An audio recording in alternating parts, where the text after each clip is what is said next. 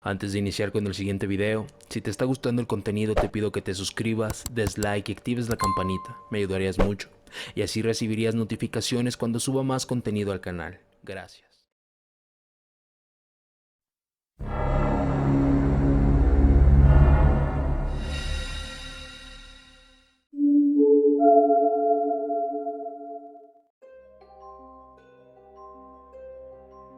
Ah, malditas pastillas, me duermen demasiado, me dejan muy débil. Son tan fuertes que al tomarlas, antes de dormir, debo corroborar que toda la casa se encuentre cerrada, el gas apagado y todas las luces apagadas, porque al ingerirlas no puedo ni siquiera moverme, me saca hasta las fuerzas de hablar, todo sea por vencer esta enfermedad, aunque a veces los efectos de la medicina sean peores que esta. Ya había revisado toda mi casa, era una noche muy oscura. El viento golpeaba fuertemente las ventanas anunciando una cercana lluvia. Subí a mi cuarto con las drogas en la mano. Las tomé y me acosté esperando esos horribles efectos que me dejaban en estado de coma por varias horas. Este empezó a hacer su trabajo. Primero se entumeció el cuerpo. Segundo, la boca dejó de tener fuerza y dejó de emitir sonido. Y tercero, empecé a caer en un sueño profundo. De repente, abrí los ojos. La lluvia me había despertado. Todavía seguía totalmente inmóvil, solo mis ojos y mente estaban despiertos. Entonces, un golpe se escuchó en la puerta. Era el ruido del cerrojo abriéndose. Un escalofrío subió por mi espalda. Postrado en la cama sentía un horrible miedo. Solo deseaba que fuese mi imaginación, pero no era así, era real. Se escuchaban pasos subiendo por las escaleras, rechinaban lentamente acercándose a mi habitación. Desesperado hacía fuerzas para salir de ese estado inmóvil que me tenía atrapado. Ni siquiera podía gritar pidiendo ayuda. La puerta del cuarto se abrió. Un ser extraño entró. Era como una mezcla de humano con reptil.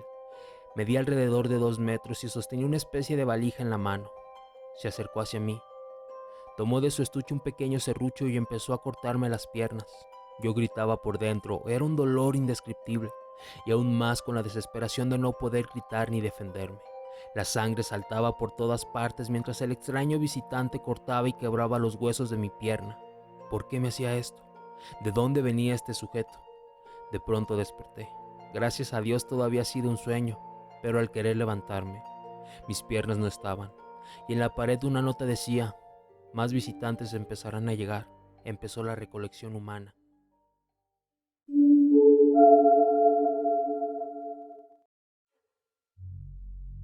A mí siempre me dio miedo el ver debajo de mi cama. Por esa razón, hoy en día estoy muerto. Todos los días sin falta le decía a mi papá que revisara debajo de mi cama por si acaso. Y cuando dormía, siempre dejaba la luz prendida hasta ese día. Llegó mi cumpleaños y yo estaba entusiasmado, pues claro, me iban a comprar mi primer celular. Llegamos a casa como a las 9:30 de la noche y descargué muchos juegos.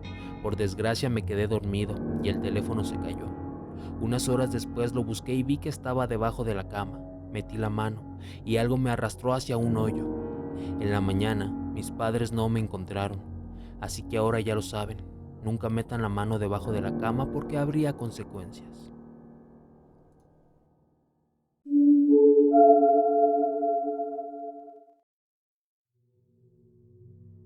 Nunca me han gustado los espejos. De pequeña, me parecía curioso cómo un simple fragmento podía reflejar todo nuestro mundo, y a nosotros mismos con lujo de detalle. Era maravilloso, mágico. Luego, esa sensación fue convirtiéndose en un presentimiento mucho más oscuro. Mi abuela solía decir que los espejos son portales hacia otro mundo, un mundo que no conocemos y que no estoy segura de querer conocer. Por eso, he procurado mantenerlos al mínimo en casa. De hecho, solamente hay uno en el baño. Es pequeño y lo uso estrictamente de día para mirarme con la luz del sol, pero no demasiado. Y es que cuando te estás arreglando frente al espejo y te ves a ti mismo en esa extraña dimensión, ¿no tienes la sensación de que te están observando? ¿Que ese otro tú al otro lado de esa delgada barrera no eres tú, sino alguien que ha venido para suplantarte? Yo he sentido lo mismo desde que era niña, y puede que digas que estoy loca, pero estoy segura de que es cierto. Aunque nunca se lo he confiado a nadie, claro está.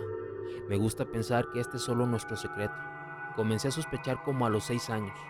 Una noche en la que me preparaba para ir a dormir, me cepillaba el pelo como de costumbre, frente a mi pequeño tocador, mirándome de manera inofensiva. Recuerdo que me gustaba verme mucho en el espejo. Me consideraba una niña muy bonita, y mis padres siempre me lo decían, con carita de muñeca y mi largo pelo castaño. En ese momento, sonreí y mi reflejo hizo lo mismo, pero su gesto era diferente. Creí percibir una pizca de malicia en el modo en que esos labios se curvaban hacia arriba, mientras mis propios ojos me observaban con burla, como si mi otra yo supiera algo que yo desconociera. Me miré con más atención, y entonces un escalofrío recorrió mi columna vertebral, porque sí, esa niña en el espejo se parecía muchísimo a mí, pero no era yo. No sonreía de la misma manera, y definitivamente se demoró un segundo haciéndolo cuando mis propios labios volvieron a formar una línea recta, mientras yo empalidecía por mi horrible descubrimiento. Ahora, quien me devolvía la mirada era una chiquilla sumamente asustada, pero hasta en eso parecía que se estaba burlando de mí. Le gustaba imitarme. Es por eso que odio los espejos, porque siento que mientras más de ellos haya en casa, más oportunidades va a tener de suplantarme, y no pienso darle el gusto. Sé que sigue en el pequeño espejo del baño, vigilándome, buscando una oportunidad para poder entrar, dejando correr el agua por las noches o levantando la tapa del baño, para que yo entre por fuerza y pueda atraparme. Pero siempre ignoro esos ruidos, porque sé cuál es su propósito y no va a lograrlo. No vas a lograrlo nunca, ¿me entiendes? Mi reflejo parece sonreír, desafiante.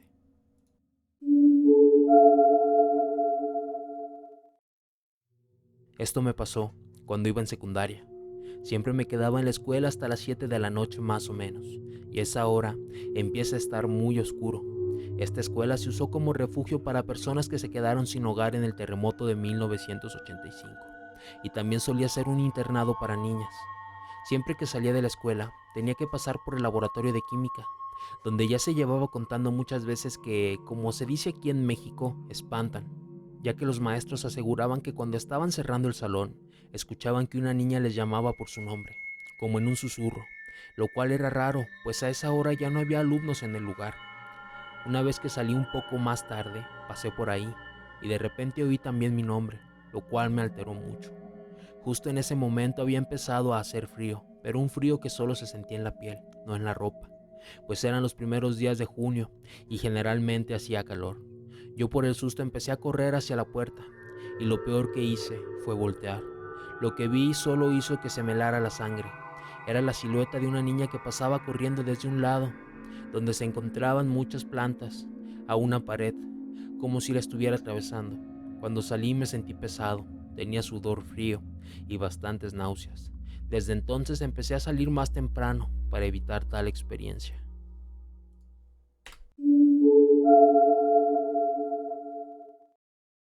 Hoy fue un día largo y arduo en el trabajo. A pocos minutos de la medianoche me encontraba en la estación del tren, esperando que este pasara para poder regresar a casa. La penumbra era tal que únicamente podía distinguir un par de metros delante de mí, iluminados por un diminuto foco que alumbraba el andén. Para suerte mía, no tuve que esperar demasiado. El tren llegó, y en el mismo instante en que las puertas se abrieron, me metí en el vagón a toda prisa. No me extrañó ver únicamente a otros dos pasajeros en el compartimiento por la hora, claro. No era algo raro el hecho de que este fuera prácticamente vacío. Uno de ellos se encontraba fumando un cigarrillo. El lugar entero apestaba a humo. Le dio una larga calada y me miró fijamente, mientras yo elegía un asiento. Cuando me senté, decidí enfocarme en el otro sujeto que nos acompañaba, sentado al lado opuesto del fumador. A pesar de que se encontraba a pocos metros de distancia de mí, era difícil distinguir sus facciones, debido a la gruesa sudadera con capucha que llevaba puesta. No obstante, sus ojos sí que puedo verlos. Uno de ellos era normal y el otro completamente rojo. Me tensé. Me miraba como si estuviera molesto. Intenté sonreír para cortar la tensión y luego me volteé hacia la ventana, intentando ignorar la pesada sensación de su mirada. Las luces del vagón parpadearon antes de apagarse completamente. Le pedimos una disculpa por las molestias, dijo una voz por medio del intercomunicador. Este inconveniente será reparado mañana. Nervioso, traté de relajarme intentando convencerme de que no había por qué temer a la oscuridad. Después de todo, yo era un adulto, un tipo bueno que trabajaba y pagaba impuestos. Las luces regresaron. Sin darme cuenta había cerrado los ojos. Los abrí, solo para descubrir que el escalofriante ojo de ese tipo ahora estaba a 2 asientos de distancia. Con desconcierto, miré al sujeto del cigarro, quien siguió fumando como si nada hubiera ocurrido. Las vías del tren se pusieron a rugir. Me sentía demasiado asustado como para sostenerle la mirada a ese hombre. No podía ni moverme, solamente respirar. Intenté convencerme de que nada grave pasaba, que era el cansancio del trabajo lo que me hacía imaginar cosas y que no había nadie mirándome. Las luces volvieron a parpadear y apagarse. Aguardé a que volvieran a encenderse, y tras un breve momento lo hicieron. Esta vez el desconocido estaba al lado mío, con su rostro a solo centímetros del mío. ¿Qué mierda, hombre? ¿Qué carajos pasa contigo? Oye, si querías que apagara el cigarro solo debías pedirlo, ¿vale? Tú no, hablo del idiota que está aquí. El fumador me miró arrugando la frente confundido. Pero si solamente estamos aquí tú y yo, oye, ¿te encuentras bien, amigo? El tipo del ojo no se había movido o pronunciado palabra alguna. Las luces se apagaron una vez más.